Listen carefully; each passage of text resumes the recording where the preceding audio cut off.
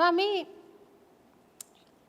కొంతమంది మహాభక్తులయ్యుండి కూడా సాధన ఎంతో జరిగినా కూడా వారు కొన్ని దశల్లో కొన్ని విపత్తులను అనుభవిస్తూ ఉంటారు. అది వాళ్ళు ఇది వద్దనుకున్నా కూడా అది పోయే స్థితి ఉండదు. ఒక పని చేయాలనుకున్నా చేసే స్థితి ఉండదు. అదేమన్నా చేతబడా స్వామి? ఇక్కడ మనము భగవంతుడు వారిని విశేషంగా అనుగ్రహించబడ్డప్పుడు ఇటువంటి తుచ్చమైనటువంటి ప్రయోగములు వాళ్ళ మీద జరగవు. ఉదాహరణకు ఈ దేశానికి ఒక హోమ్ మినిస్టర్ ఉంటాడు. దేశానికి home minister, central home minister. ఆ సెంట్రల్ హోమ్ మినిస్టర్కి పోలీసు బందోబస్తు కొదువ ఉంటుందా? మీరు చెప్పండి, ఉంటుందా? ఉండదు. ఉండదు. భగవంతుడంటే అనిర్వచనీయమైనటువంటి శక్తి, దేని కొలతలతో కొలవలేనిది. తాంత్రిక విద్యలు, క్షుద్ర విద్యలకు కొలత ఉన్నది, లిమిట్ ఉన్నది. క్షుద్ర విద్యలు ఒకరి మీద ఆపాదం కావడానికి, ప్రయోగం కావడానికి, వారి మీద ప్రభావం చూపడానికి లిమిట్ ఉన్నది. భగవత్ చైతన్యానికి లిమిట్ లేదు, కొలత లేదు, అపరిమితం, అది అనంతం, అవ్యాజ్యము. అట్టి కృపను పొందిన మన పైన అటువంటి ప్రయోగాలు జరగవు. అయితే కొంతమంది పుణ్యాత్ములు, పుణ్యచరితులు, గొప్ప గొప్ప భక్తులు కూడా కొంత సమయం వరకు కలిమాయలో పడవలసి వచ్చి కొన్ని తప్పులు చేశారు, కొన్నింటికి ప్రలోభపడ్డారు, స్త్రీ వ్యామోహితులయ్యారు, డబ్బుకు వ్యామోహితులయ్యారు, రాజకీయంగా వాళ్ళు కలిసి కొందరి చేత అవమానాలు పడ్డారు. చాలామంది గొప్ప గొప్ప పీఠాధిపతులు అనుకోండి, స్వామీజీలు అనుకోండి. వీటికి వారి యొక్క స్వయం జన్మకర్మ సంభవము. ఎవరు? ఆ స్వామీజీ యొక్క జన్మకర్మ సంభవం.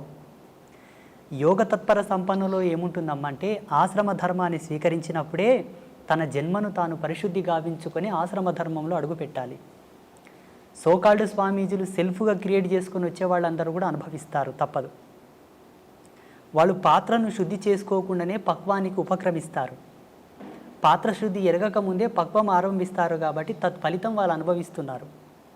కానీ వాస్తవంగా ఆధ్యాత్మిక సూత్రావళి ప్రకారంగా ఏ ఆశ్రమ ధర్మంలో నువ్వు కాలు పెడుతున్నావో అడుగిడకన ముందే నీ జన్మ సుకృతం ఏమిటి, నీ జన్మకర్మ సంభవం ఏమిటి, ఎందుకై నీవు జన్మించితివి, అదంతా విశ్లేషణ చేసుకొని ఉత్తర జన్మలో ఉండేటటువంటి పాపములు నీ ఎందు ఏవైనా ఉన్నా వాటిని ప్రక్షాళన చేసుకొని శుద్ధుడవైన తర్వాతే భగవంతుని ఆశ్రయించవలే. అలా చేసుకొని వాళ్ళకి అది ఆపాదమై వేధిస్తూ ఉంటాయి. ఆ కర్మ, ఆ పాపం యొక్క ప్రేరేపకమే వాళ్ళని తప్పు చేయడానికి ప్రేరేపిస్తూ ఉంటాయి. చాలామంది గొప్ప గొప్ప వాళ్ళ జీవితాల్లో ఇది నిరూపణ అయింది. ఆ ప్రభావం వాళ్ళ మీద ఉండిపోతుంది. భౌతికమైన శరీరం లేకుండా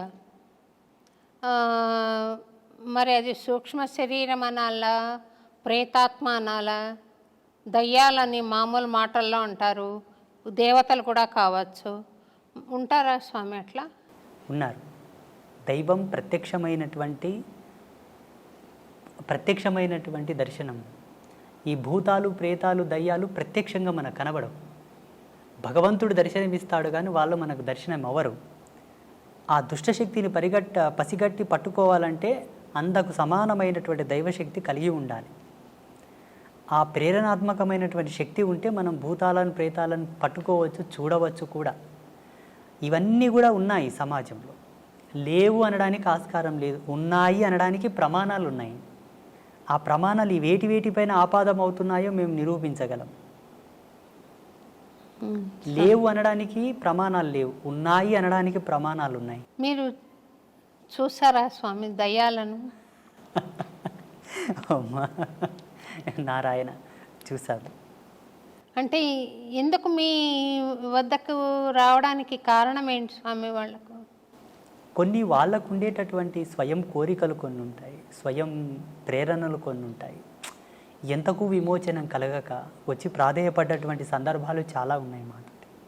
కొన్ని ఆత్మలు, మీరు పుణ్యాత్ములు అంటారు, పుణ్య తపస్వీకులు అంటారు, మీ యోగ మహిమతో మాకు విమోచనం కలిగించండి, మాకు శాంతిని ప్రసాదించండి, మా వారసులు మీ దర్శనార్థంపై వస్తున్నారు, వారికి మీరు చెప్పి మాకు సద్గతి కలిగేటట్టుగా చేయండి, ఎన్నాళ్ళంటూ మేము ఈ యాతన శరీరంతో ఉండగలము అని చెప్పి మాకు గోచరించిన వాళ్ళు ఉన్నారు, గోచరిస్తున్నారు కూడా ఇప్పటికీ.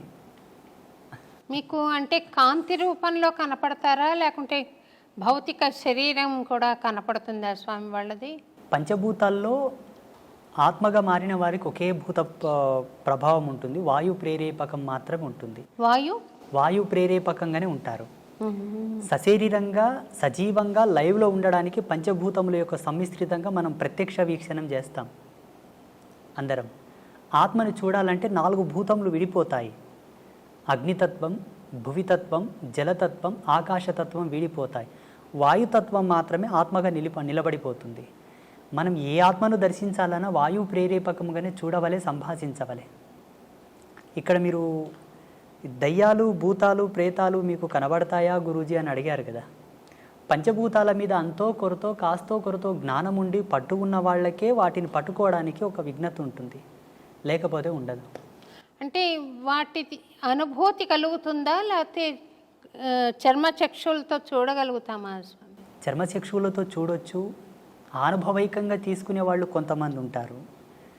లైవ్లో చర్మచక్షులతో వాళ్ళని చూస్తూ ఒక షాడో, ఒక నీడలాగా, ఒక వాయు యొక్క కేంద్రకంగా ఒక ఆకారంలాగా మనం చూసి మాట్లాడడం కూడా జరుగుతుంది.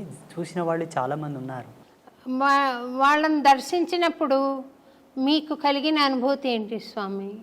మాకు చిదానంద స్థితిని, అనంతతత్వాన్ని చూసినప్పుడు వాటిని చూస్తే ఏం అనుభూతి కలుగుతుందమ్మా? జాలి వేస్తుంది అంతే. జాలి ఎందుకు స్వామి అంటే, వాళ్ళు చెప్పేటటువంటి మాటలు, వాళ్ళు పడుతున్నటువంటి బాధ, ఇంత ఆస్తి గడిచి ఇచ్చాను, నాకు తగిన శాంతి చేయట్లేదు నా వాళ్ళు అని అంటారు. నాకు ఇంకయూ సద్గతి కలగలేదు, నా వారసత్వం అనే వ్యామోహం లోపల ఇంత కష్టపడి నేను అన్నీ చేసి ఇచ్చాను, నా మరణానంతరము నాకు సరి అయిన పూజలు చేయక, నాకు సద్గతిని కల్పించక ఇంకయూ నన్ను బాధ పెడుతున్నారు స్వామి అని వేడుకున్నప్పుడు ఎవరికైనా జాలి కలుగుతుంది కదా. నా వారసత్వం చల్లగా ఉండాలని ఎన్నో ఆకృత్యాలు చేస్తూ, ఎన్నో తప్పులు చేసి, ఎంతో కష్టపడి ఆ అవతలి వాళ్ళ మనోభావాలు దెబ్బతీసి కూడా సంపాదించిన తర్వాత కూడా చివరికి ఆ జీవుడు వెళ్ళిపోయిన తర్వాత వీళ్ళు ఏమి సద్గతిని ప్రేరేపింపక బాధపడతాను. నేను వాళ్ళని చూసి ఏం అనుభూతి పొందను. మీరు వాళ్లకు సద్గతి కలిగించారా స్వామి, లేకుంటే ఇంకా ఉన్నారా మీతోటి? అంబాత్రయ క్షేత్రంలో లెక్క పెట్టలేదు కానమ్మా.